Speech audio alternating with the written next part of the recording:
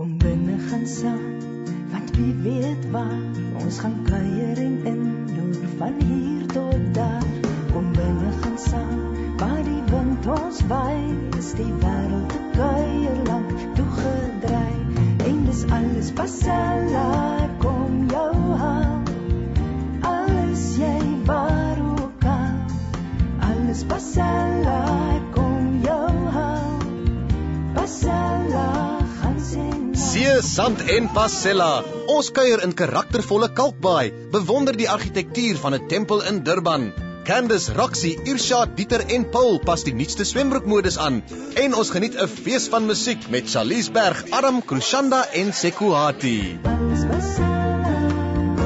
Kalkbaai, hoendervleis mooi tussen die berge en die see en net 25 minute vanaf Kaapstad se middestad. Die karaktervolle plekkie lê op die westelike kuslyn van Valsbaai tussen Muizenberg en Vishoek. Dieter het besluit om sy kuier met geskiedenis te begin.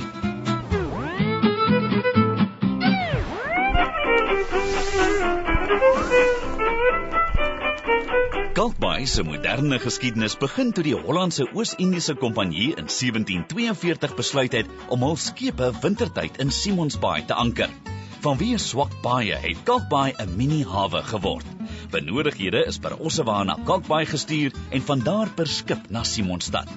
Hierdie is die Holy Trinity Kerk wat in 1873 gebou is van sandsteen wat in die Kalkbaai berge uitgehaal is. Dit word geag 'n uitstekende voorbeeld van die vroeë Victoriaanse argitektuur te wees. Michael Walker, wat die boek Kalkbaai, A Place of Character geskryf het, neem Dieter verder op sy toer. So Michael, dis dan 'n baie lekker sitplek. Nee my val, dis nie banke nie, dis 'n doodkus hek. Sit, wat doen jy nie? Die grafplaas is lankal toe, dit is gesluit in 1902. Dis die oudste doodkus hek in Suid-Afrika. En hier is gebou in 1875. Hier het die kusse gelê en mense wag vir die dominee. Die begrafplaas is net vir kinders, omdat die grond is baie vlak. Daar's 'n paar oues hier, maar baie min. In 1903 is die doodkushek bietjie agtertoe geskuif toe die pad wyer gemaak is.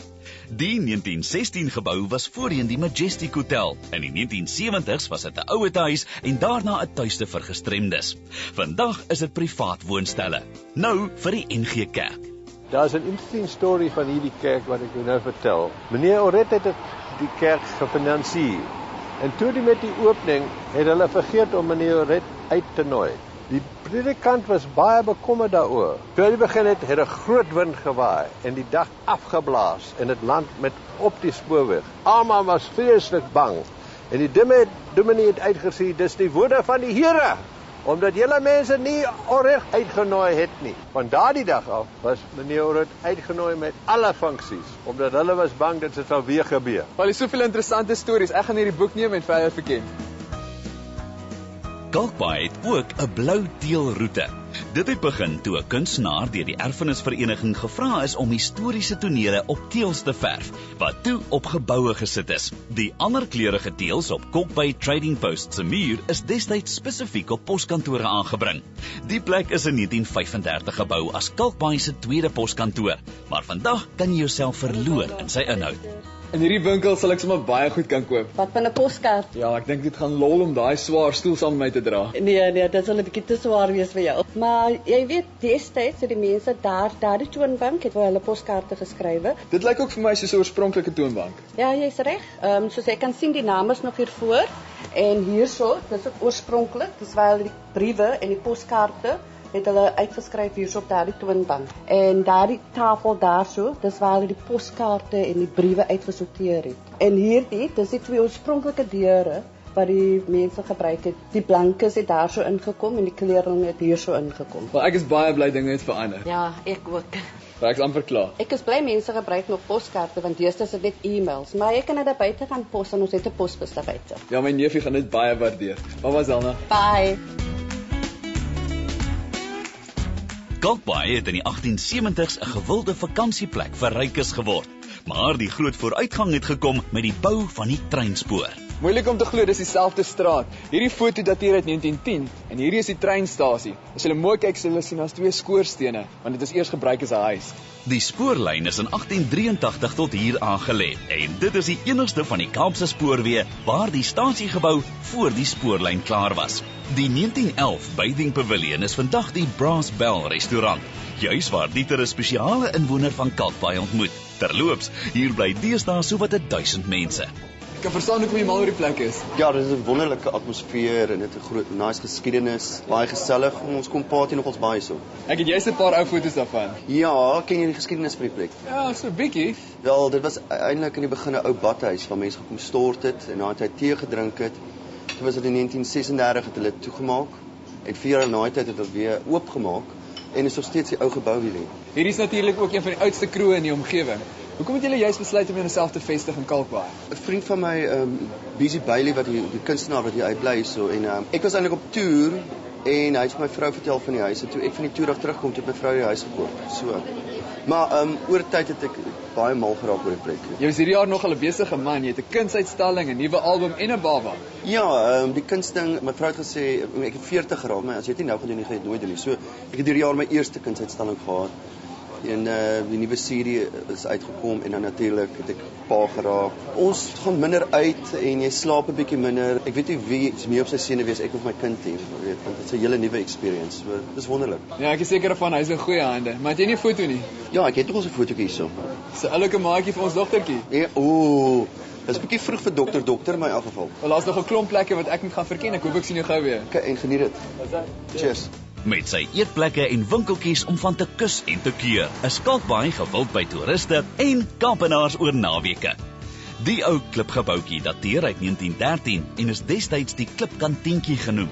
Dit was toe die openbare salon en kroeg. Vandag is dit 'n boekwinkel. Wat? Ek kan nie so kans laat verbygaan nie. Die gebou het sy lewe in 1906 begin as die Kalkbaai Residential Hotel. Na 'n brand is dit in 1919 herbou. Die steeg waar die Memory Lane bordjie hang, was in die ou dae 'n plek waar water van die berg af see toe geloop het. Vandag word dit ondergronds gekanaliseer. En glo dit of nie, in Kalkbaai het tot die bome stories te vertel. Hierdie boom staan bekend as die Money Tree, want meeste van Kalkbaai se saketransaksies het hier onder hom plaasgevind. Op hierdie foto wat dateer uit 1910 kan jy duidelik sien die mense hierso vis verkoop het.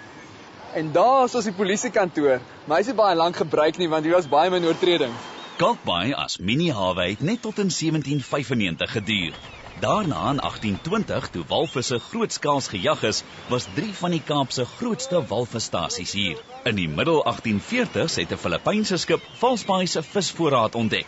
En met die vrylating van slawe het die industrie gegroei. Sjoe, ek sien op hierdie foto wat uit 1882 dateer dat hierdie strand totaal nou anders gelyk het in daai tyd. Het baie veranderinge gekom oor die jare. Maar natuurlik, dit is maar iets wat plaasvind altyd. En jy kan sien daar op die kiekie van die walvispotte daar wat die mense verbruik het. En ook die bootjies daar. My oupa was betrokke met die walvisvangery in Valsbaai. Oor die jare het hulle taamlik noekappers gevang. Hulle het dit geroep noekappers daai tyd en nie walvisse nie. Maar die bestaan van Kalkbaai was lynvis. En op die foto van 1898 sien ek hier's al 'n spoorlyn waar die bootjies geforseer het om af te skuif. Ja, dit. En wat hulle die spoorweg daar bou, toe neem hulle die gantries weg. En die bootjies moes nie meer safe gewees nie. Toe kom maar weer 'n storm en toe word almal die bootjies weer verwoes. En dit is die rede wat ons gevra het hulle moet vir ons 'n hawemuur bou. Mens kan nie Kalkbaai toe kom sonder om vis en chips te eet nie. Ek gaan nou net daar so ietsie gaan eet. Bye oom. Vanaf 1955 het oorbevissing die Valsbaai hulpbronne aansienlik uitgeroei. Weer het Kalkbaai sy karakter verander, want hoewel daar steeds op klein skaal vis gevang word, word daar eintlik vandag baie meer op toerisme gefokus. Behalwe vir die lekker vis, is daar soveel fasette van karakter en geskiedenis aan Kalkbaai dat mens net weer en weer hierin wil terugkom. As jy wonder waar sy naam vandaan kom, Kalk is destyds uit skulpe ontgin en dis hoe hy sy naam gekry het. Sien jou binnekort hier.